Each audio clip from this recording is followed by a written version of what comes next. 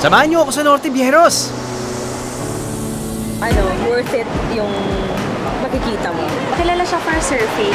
And also yung people dito, super babait na lahat. I always keep coming back. Maganda yung waves. It's really friendly for beginners. Not only will you get the beauty of the waves, but also a bit of history of the Philippines. Sa isang probinsyang napalilibutan ng karagatan.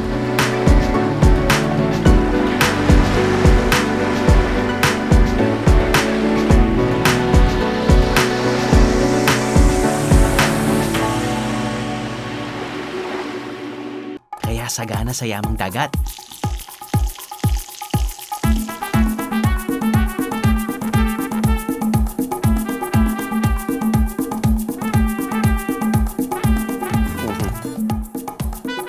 Gets ko naman sila eh. Kasi yung natural flavor ng crab, sarap eh. Lasang alimang. May mga lokal na sustain na goals. We have a saying here in Baler that plastic-free starts with me. This is our way of giving back to the community and basically making our surrounding a whole better place, not only for ourselves but for everyone. At patuloy na nagdadala ng karangalan sa probinsya.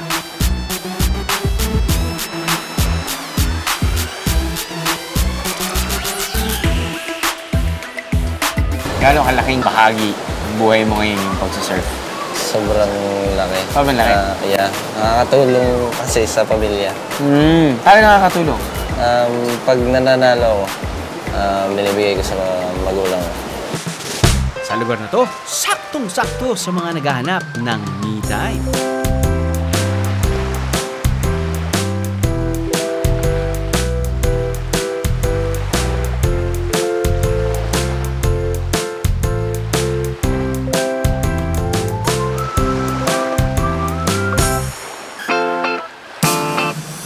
Kasama ang sun, sand, and sea.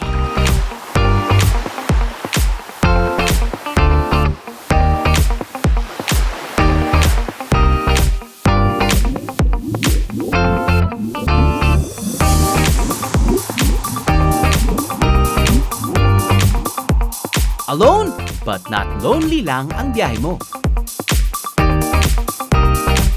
So, kung hanap mo ang iyong sarili,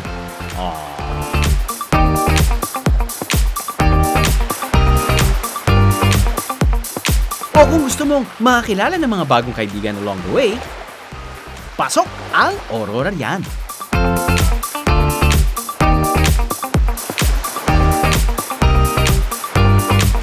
Are you ready for Aurora, Bieros? Because I am.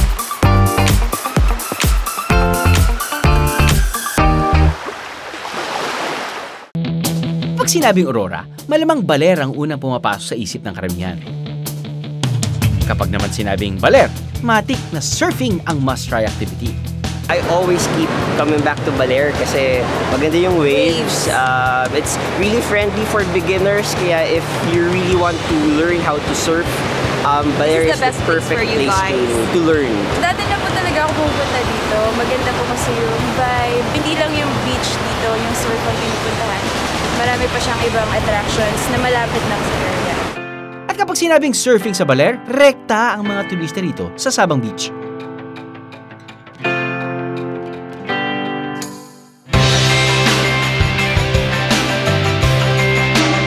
Ang turismo rito ay nagsimula lang talaga sa surfing at yan sa Barangay Sabang na hindi lang Baler ang nakinabang kundi buong lalawigan. Sa tagal na ng surfing sa Baler, marami ng lokal ang natutong sumakay sa alon. Isa na riyan ang champion surfer na si Neil Sanchez na makikilala ko ngayon. Kabilang si Neil sa Philippine Surfing Team o ang Team Siklab na lalaban sa darating na Japan Olympics ngayong 2020. Gano'ng kalaking bahagi ng buhay mo ngayon yung pagsasurf? Sobrang laki. Sobrang laki? Yeah. Nakakatulong kasi sa pamilya. Paano nakakatulong? Pag nananalo ako, binibigay ko sa mga magulang ko. Usapan naman natin yung yung Baler. Diba, dito ka na lumaki. Over the years, nakita mo yung evolve ng lugar. Yeah, oo nga. No? Sobrang nakakagulat. Nakakagulat, no? Dati, sobrang ano lang, paras bilang lang yung tao. Ngayon, hindi mo na sila mabilang Hindi mo talaga. mabilang. Oo, alas dikit-dikit na rin sila pag weekend. Ano yung nararamdaman mo pag dahil mo na nakikitang tao? Okay lang, masaya. Okay lang. Kasi gusto rin namin na sobrang makilala yung Baler. Okay. Gawa din sa mga tao na Kaya sa napunta mga tao. dito. Kasi po, okay lang po sa mga tao na, sa mga taga dito na dumami yung tao kasi doon din po sila nagkakaroon ng hanap buhay. Nang hanap buhay? Oo, gawa sa surf. Gawa sa surfing. Tama nga naman. Maraming pwedeng magturo sa'yo kapag gusto mong matutunan ng surfing sa Baler. Punta lang sa Sabang Beach at meron kang makikitang surfing instructor. May surfboard rin na pwedeng magamit. Pero kung hindi ikaw yung tipong nakikipaglaro sa alon, dito ka na sa Di Kasalarin Cove.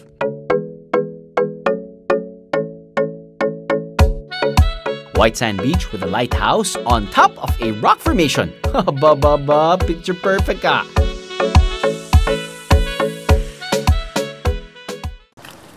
So, pwede mo kayo mag-rental ng bike. Hello, ate. Helmet?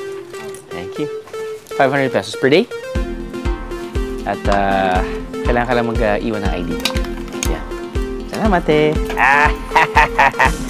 May tricycle, mababangga ako.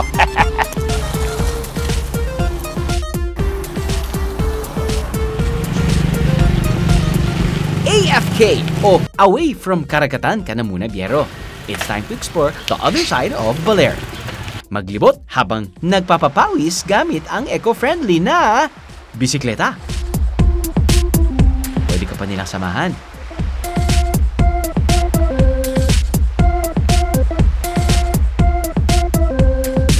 Meron na po kaming website. Anytime kung may schedule, meron pong magtutur para sa kanila. Biker friendly naman po dito sa Baler at wala pa naman pong incident dito na nawalan ng bike.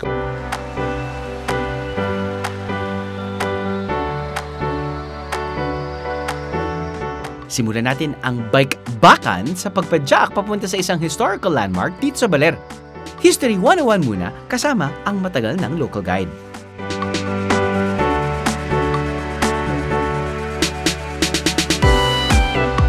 Kuya, magandang hapon po. Magandang hapon. Kamusta po? Eto, okay lang. Masaya din yung pag-padyak paakyat dito sa Ermita Hill. Balita ko, meron daw significance tong hill na to. Oo, bale, part na ng history ng Baler ang Ermita Hill. Unang-una ito ang inakyatan ng 7 families nung magkaroon ng malaking alon na tumama sa Baler. 7 pamilya lang yung nakaligtas. Kailan at yung po yun? To be exact is December 27, 1735. Matagal na po. Oo, tumama yun dito sa buong Baler at 7 pamilya lang yung nakaligtas kasi sila lang yung nakaakyat dito. Yung 7 pamilya na yun na lang yung nagpalit-palitan ng mga anak para dumami ang population namin. Nang Baler. Oo, yun na yung panibagong generation namin ang galing dun sa 7 families na yun. So parang nakita ko kanina na parang naging evacuation center na rin to. Oo, ano na to, part na to ng evacuation center namin in case na mag-alarm na mayroong padating na tsunami or tidal wave. Opo. Yung pinakamalalapit dito, ito ang immediate na pupuntahan nila kasi proven na to na isang safe na lugar para sa isang malaking alon. O Medyo mataas. mataas din to, no? Yun. Tinawag na tromba marina ng Spanish missionaries ang tidal wave na tumama sa Baler. Kaya sa paanan ng Ermita Hill makikita ang Tromba Marina Monument. Ginawa ito ng visual artist na si Nemesio Miranda Jr. bilang pag-alala sa 7 pamilyang nakaligtas mula sa trahedya.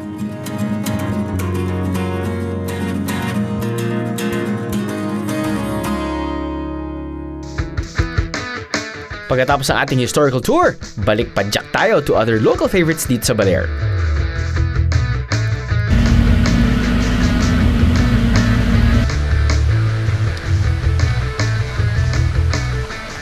From the town proper, mahaba-habang pagbibisikleta ang kailangan para marating ang barangay ng Zambali.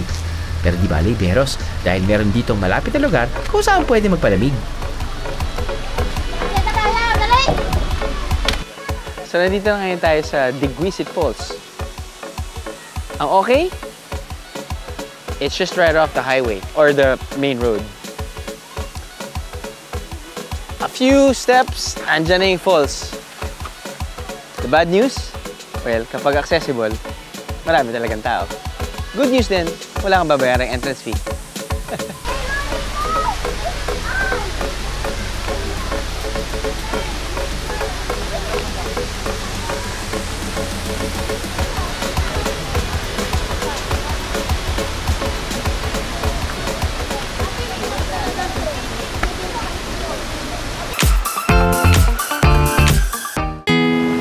Want more of Aurora? May oras ka bang maglibot o nais mong libutin ang iba pang bayan ng probinsya?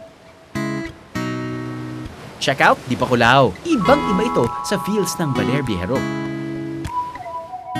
Mahigit walang oras ng biyahe mula Maynila o humigit kumulang isang oras ng biyahe naman mula sa Baler, ang bayan ng Dipaculao. Kagaya lang sa Baler, pwedeng mag-ikot dito sa Dipaculao gamit-gamit ang bisikleta. Kamusta?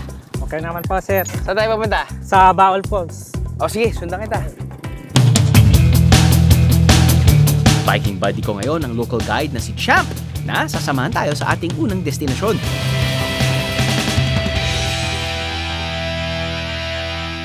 Importante na may kasamang guide kung pupunta rito para hindi rin maiwasan ng maligaw.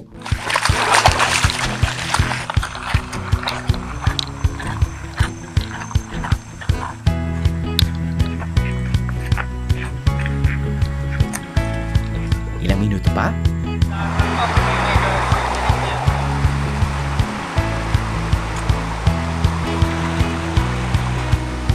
Touchdown, Baol Falls!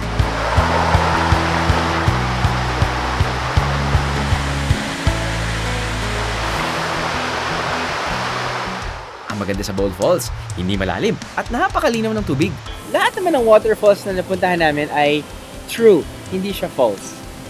Tawag namin kasi doon falls na falls. Kung pagdating namin doon, mas malakas pa yung tubig ng Kripo. Pero, buti na lang, katulad nitong falls na to, which is Baol Falls, from the very beginning parang sketchy But then, after like nearly 3 kilometers yung hike, which is not hard, definitely not hard. It's actually quite easy. Give yourself 15 minutes. Kung tatakbohin mo 5 minutes, gano'n kadali.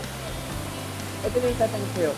Yung itsura ng falls niya, parang, alam mo yung parang man-made, tapos doon, magsa-slide ka pababa. Parang gano'n. Pero it's of course, it's natural move. Yung malakas yung tubig, which is good, it's fun.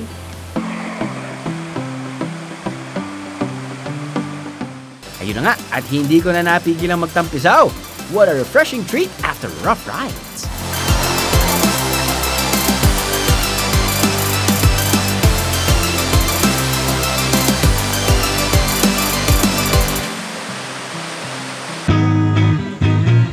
Di pa kumakain ng pananghalian? Game ako sa crab hunting. Nakita ko, meron kayong kalahating isda na nakabalot. Yan po ba yung pain natin? Yes, sir. Usually po ba kapag nanguhuli tayo ng alimango, gabi talaga? Gabi po, sir. Gabi. Bakit po gabi? Dahil lumalabas po sila kapag kagabi. Lumalabas po sila sa butas, ganyan. Dahil yung pambahay nila butas. Butas. Tapos nun, anong oras po sa gabi?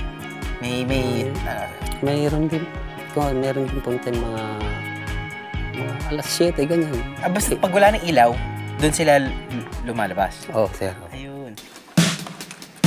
Gamit ang mga hiniwang isda bilang pain sa mga alimango.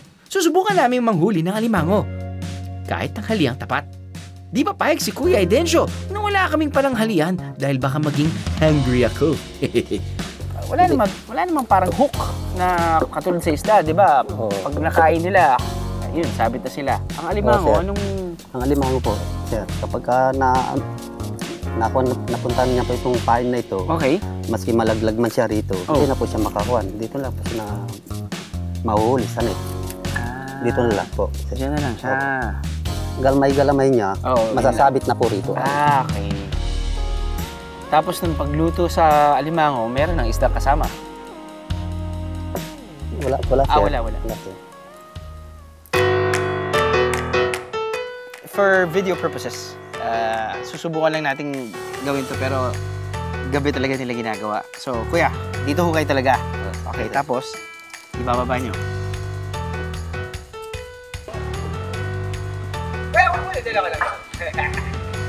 Di pala madaling manghuli ng alimango.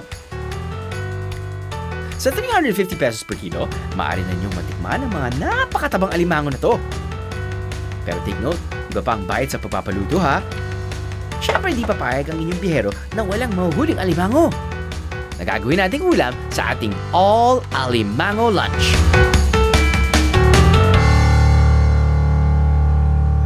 Meron tayong ginataan, which is my personal favorite. Ito parang sinigang, no? Soupy crab. Ito naman ay super simple na steamed lang. Lalagay sila ng clear soda. Usually ganun naman yan eh. Pag magluluto ng hipon, di ba, ganun din yan. Clear soda para makuha yung konting tamis. Now, the reason why yung mga tipa-kulaw ay ito yung favored na way of cooking alimango ay dahil kapag kumakain sila neto, wala masyadong sauce or wala masyadong hinahalo, mas trip nila yung parang natural flavor ng crab, which is clear soda. Dala ko lang. Which is sweet. So, kayo paano nyo kinakain yan? Ako usually ginagawa ko, hagat ko na eh. Hagat. Nang sakto lang. Ganon. Para dumugo yung gilagid ko, dala ko lang. See? Sakto lang.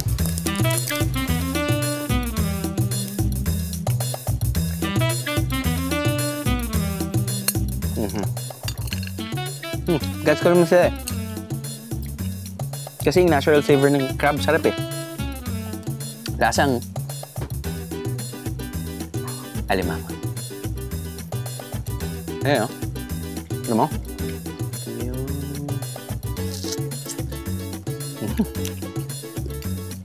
Sarap talaga ng alimango.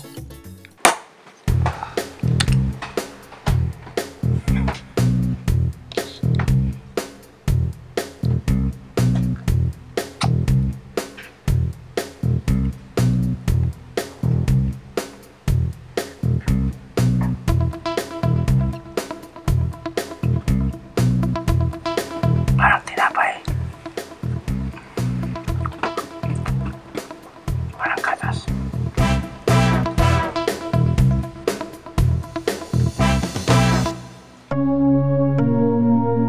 Ituloy na natin ang solo journey sa Aurora. Humigit kumulang sa 2 oras na biyahe, mararating na ang bayan na nasa hilagang silangan ng Dipakulaw. Ang kasiguran. Kung sa Baler ay single bicycle ang ginamit natin sa pag-iikot, dito naman ay sidecar ang primary mode of transportation. Ang tawag nila dito ay kolong-kolong. Alright, tirik ang araw pero ito yung masarap na init. 8 o'clock in the morning. Galing tayo sa Barangay Coso. It took us mga 15 to 20 minutes na boat ride papunta dito sa Barangay San Ildefonso at ang ating main mode of transportation dito sa Barangay San Ildefonso ay ang tinatawag nilang kolong-kolong. Habal-habal, kolong-kolong, Skylab, iba-iba, pero pare-pareho din yan. Saan tayo dito? Sir, okay lang? Sakay lang kami? Yeah.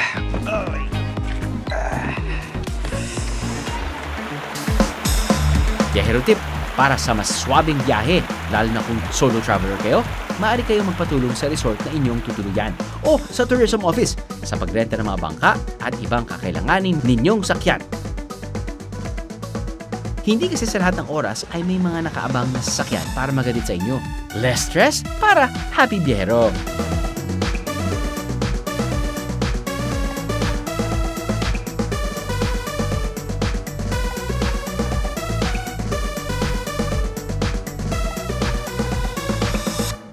Ipinagmamalaki ng kasiguran ang kanilang pinakasikat na beach na matatagpuan sa Barangay Kulat, ang Kasapsapan Beach.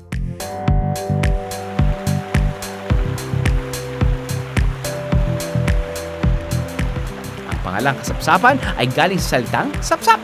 Hindi yung isda ha, hindi rin yung pagbati ng "What's up?" What's up pala yan? Sorry. Ang sapsap ay isang klase ng puno na ang dahon ay ginagawang pawid. Marami raw kasing puno ng sapsap dito.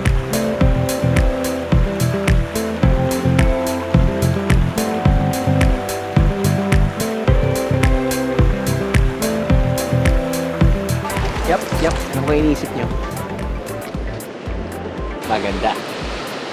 Nice find behind ni Drew. Well, as if naman bago to no? But hindi lang talaga pinupuntahan kasi yung kasiguran dahil sobrang dulo to talaga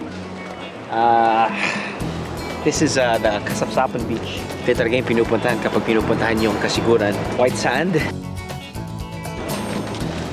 Ganda, man. Wala masyadong tao. Now, ito yung jump-off point natin. So we can explore, I'm not sure the neighboring islands pa, basta I think what we're gonna do is try to find some good corals at hopefully malinaw yung tubig dahil mag-snorkeling tayo. But look at this! Goodness gracious, it's so picturesque! 10 minutes tayo naglalakad. White sand pa din. Maganda yan. Gandang hapon po.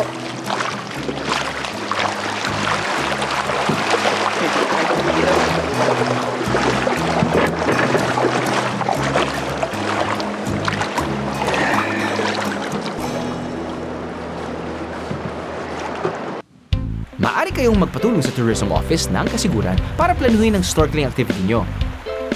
Sila na ang bahala sa bangka, guide at snorkeling gear.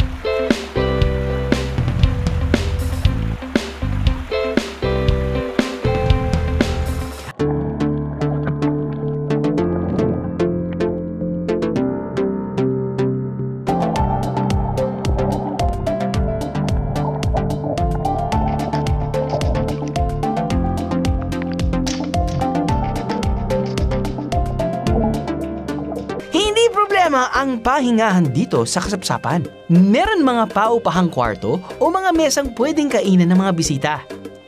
Sakto sa pag-aahon namin, may inihanda na pala si Tatay Luisito. Magandang hapon po. Magandang hapon, sir. Ano po yung hinihain natin ngayon? Ito, sir, yung tinatawag sa amin, sir, yung pinigaran na isda. Pinigaran? Pinigaran. Ano po ibig sabihin nun? Ito, sir, yung kinamulatan namin, sir, na talagang pag mangingisda ka. Opo. Ito yung ginagawa sa tabing dagat. Pag na pinakamabilis na pagluluto at masarap. So, inihaw niyo po, sariwang isda, sir. Sariwang isda. Ihaw, tapos. So, kahit ano pong isda yun, basta't sariwa? Yes, sir. Galing po ba yan sa piniga? Tama po ba? O parang ganun, sir. Parang ganun. Sa pagluluto ng pinigaran, iihawin muna ang sariwang isda. Mas masarap kung medyo nasusunog na ang kaliskis nito dahil may kakaibang lasa. Kapag naluto at saka ito hahatiin.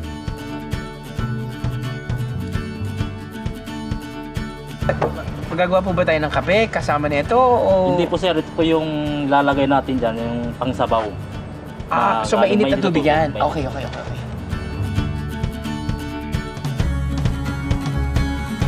Bakit ka ba naisipan lagyan ng sabaw? Pwede naman sigurong may kanin ka na, tapos nun, inihaw ng isda, tapos meron ka ng sauce ng soy sauce or kalamansi at ito, sir, sili. kasi yung isda po kasi, yung halimbawa po sa isang pamilya, ang huli mo lang po mangingisda, mga 5 piraso. Opo. Yung pamilya mo na mga anak mo ng mga 10.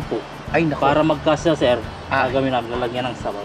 Para yun na rin po yung ano. Yun na rin po yung para pandami. Yun pala, binubuhusan ng sabaw ang isda, hindi lang para sumarap ang ulam, kundi para mabusog ng husto ang buong pamilya. Yun nga yung aftertaste ng inihaw, iba talaga yun, no?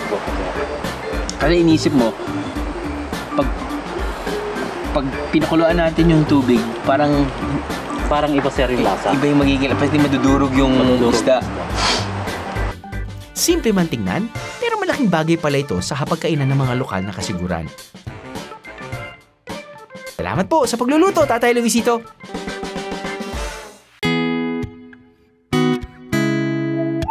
Pero hindi lang sa yamang dagat, mayaman ang kasiguran, kundi kundi pati sa yamang lupa, tulad na lang ng puno ng abaka na matatagpuan dito sa barangay Bianona. At dahil likas na malikain at masinop ang mga lokal dito, bumuo sila ng asosasyon na tutulong sa paggawa ng iba't ibang produktong abaka. Simula sa pagkuha ng hibla nito mula sa katawan ng puno, hanggang sa pagpapatuyo nito, may kanya-kanyang trabaho ang bawat miyembro.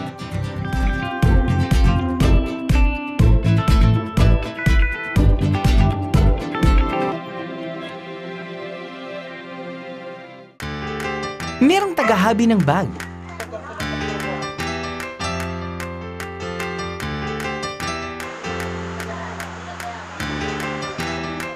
Tagagawa ng disenyo ng bote.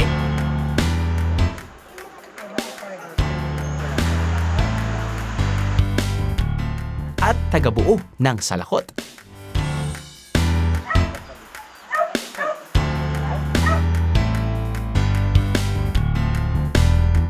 May nagtutulungang makatapos ng isang duyan.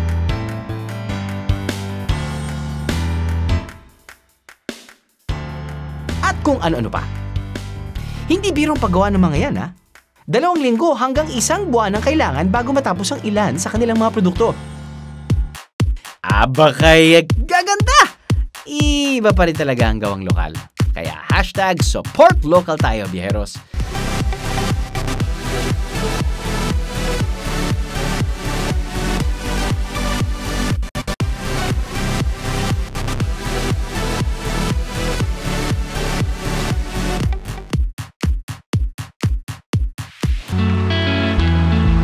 Hindi pa pala tapos ang kasiguran sa pagsurpresa sa atin. Bukod sa magagandang tanawin at malinaw na tubig, may tinatago pa pala itong ganda.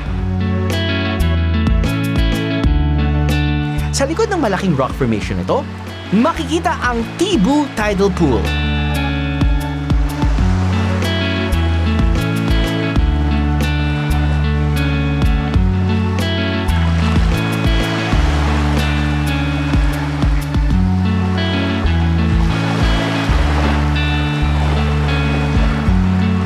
Para sa mas magandang anggulo, akitin muna natin yan.